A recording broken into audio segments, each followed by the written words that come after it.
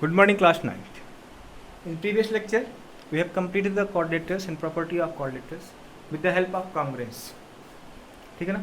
Congruency की basis पे मैंने प्रॉपर्टी यूज करना आपको बताया था। आप लोगों की क्या रिस्पॉन्सिबिलिटी है, एनसीईआरटी को उठाइए, एनसीईआरटी के क्वेश्चन सॉल्व करिए और नहीं आए तो मेरे से पूछो। ठीक है ना। आज हम लोग बच्चे मिड पॉइंट थ्योरम पे चलेंगे, जो कि क्वाड्रेटर्स का ही पार्ट है। इसको डिस्कस करने के बाद सीधे क्वेश्चंस करेंगे हम लोग। ठीक है ना। और this is the last part of the quadrilaterals. उसके बाद हम एरिया ऑफ पैरेललोग्राम की बात करेंगे। ठीक है ना। आइए देखिए, आई होप आप लोग अच्छे होंगे, अच्छे से पढ़ रहे होंगे, आप लोगों का अच्छे से एफए गया होगा। ठीक है ना। क्वेश्चंस पेपर में थोड़ी सी मिस्टेक हुई थी, तो उसके लिए आप बेफिक्र रहो। उसको हम लोग जो क्वेश्चन में थोड़ी बहुत मिस्टेक है, बच्चों के अप्रोच को देखते हुए उस पर नंबर दिया जाएगा कि जिसने बच्चों ने एफर्ट लगाया उसको नंबर मिलेगा, जिसने एफर्ट नहीं लगाया है उसको नंबर नहीं दिया जाएगा। और एक क्वेश्चन में तो भाई क्या कहते हैं, कुछ नहीं, सिर्फ एंगल का ही मिस्टेक था। तो उसमें 3 टाइप के एंगल पूछे गए थे। ठीक है ना। तो उसमें 2 एंगल तो सही है, एक एंगल का फॉल्ट है।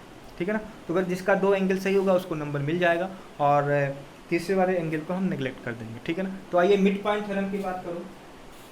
ठीक है ना। मिड पॉइंट थ्योरम की बात करूँ तो मिड पॉइंट थ्योरम का स्टेटमेंट, द लाइन सेगमेंट, देखो ये भी इंपॉर्टेंट है, स्टेटमेंट भी इंपॉर्टेंट है। कभी कभी पूछ लेता है कि state and proof mid point theorem. तो स्टेटमेंट क्या है, लाइन सेगमेंट। देखो the line segment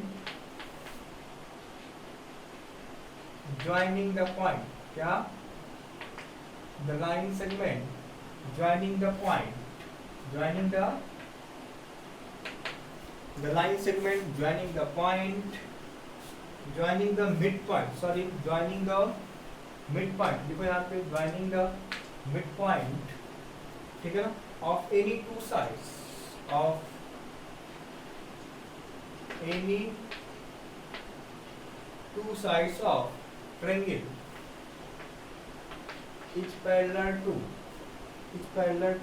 the third side, is parallel to third side and equal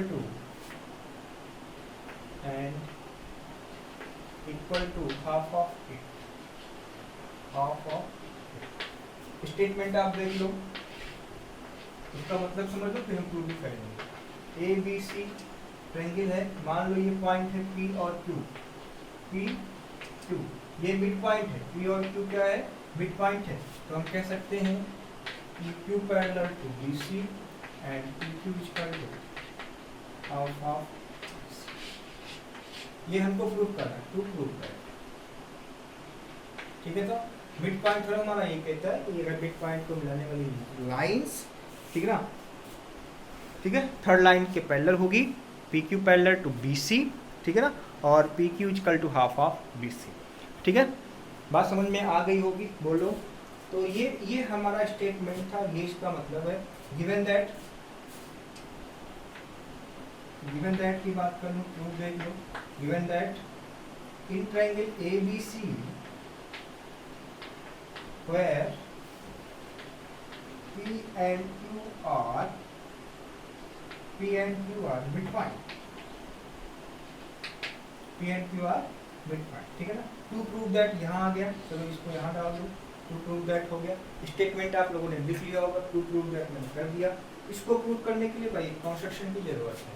किसकी जरूरत है, कंस्ट्रक्शन की जरूरत। इसको मैं मिटा दे रहा हूँ, किसकी जरूरत है, कंस्ट्रक्शन की जरूरत। अब जिसका यूज हमें नहीं होगा उसको हम मिटाते हुए चलेंगे। चलिए, ये हमारा पास ये कंस्ट्रक्शन की जरूरत है। कंस्ट्रक्शन हमारा ये है, produce P Q at R, ऐसे लिखो, P Q at R such that, ठीक है ना। पी क्यू प्रोड्यूस करो किस पॉइंट तक, एट आर। किस तरह से भाई, बोलो,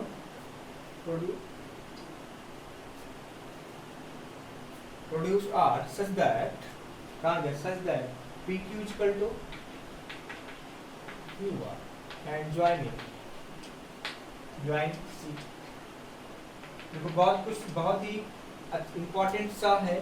ठीक है, important in the sense important भी है और टोटली डिपेंड ऑन कॉन्ग्रुएंसी, ठीक है ना। तो आइए देखिए हम लोग सॉल्व करते हैं। प्रूफ की बात कर लो, चलो आओ प्रूफ की बात कर लो।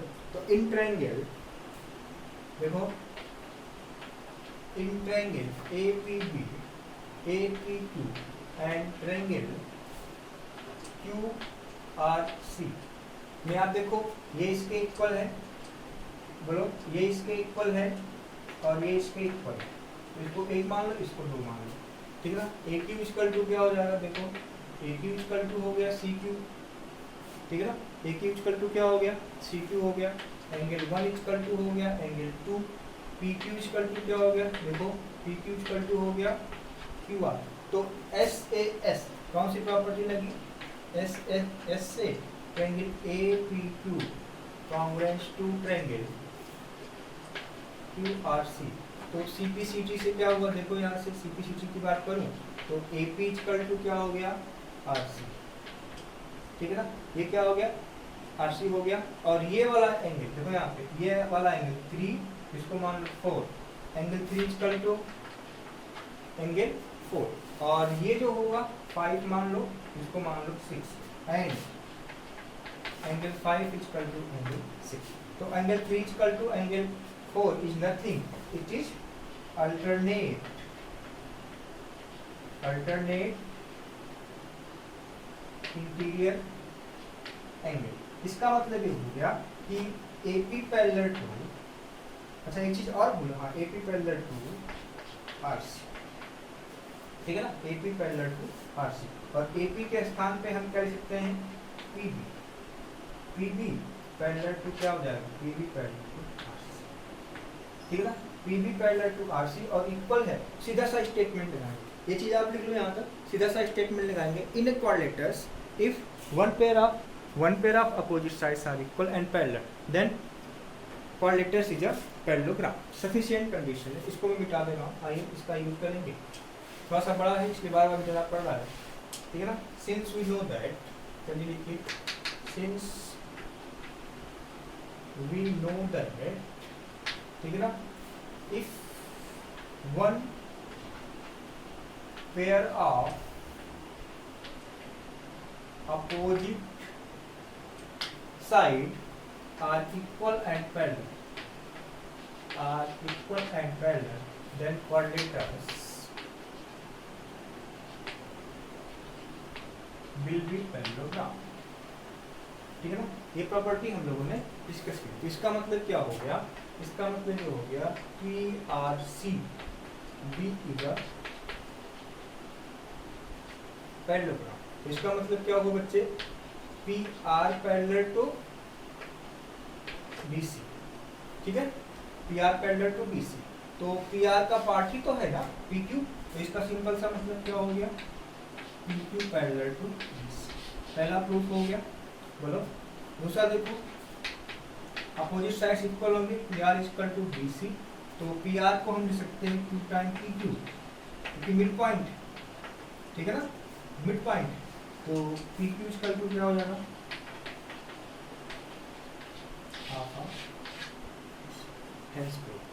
तो ये प्रूविंग है, मोस्ट इम्पॉर्टेंट है।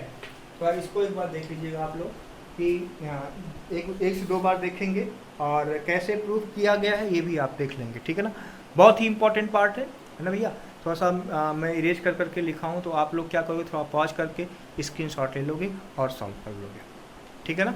चलिए कन्वर्स की बात कर लूँ, converse of mid point theorem, उसको आप सिंपल से समझ लो कि बिना भी इस लोगों को ना कि converse of mid point theorem क्या है, सीधा सा स्टेटमेंट समझना है, जो आप प्रूफ नहीं करना है कि कहीं कहीं कभी converse of the mid point theorem क्या होता है,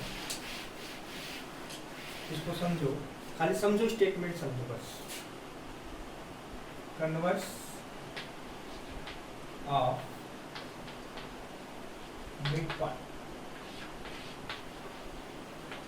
देखिए ये हमारे पास ABC, अगर ये मिड पॉइंट है, एक बार समझो, मिड पॉइंट है और कोई लाइन ड्रॉन की जा रही है which is parallel to BC, cut the point at Q, at the point Q which is mid point, ठीक है। मतलब ये हुआ, देखो अगर इसको हम लिखना चाहें तो लिख लो, the line drawn through the mid point, लिख लो प्रकार से, the line drawn through the midpoint, मतलब ये हुआ through the midpoint, P is what?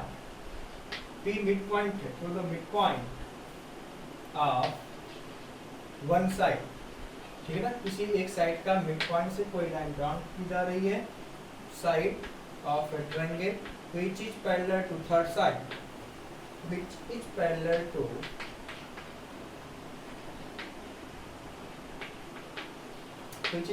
to another side, intersect the third side, intersect the third side at the midpoint.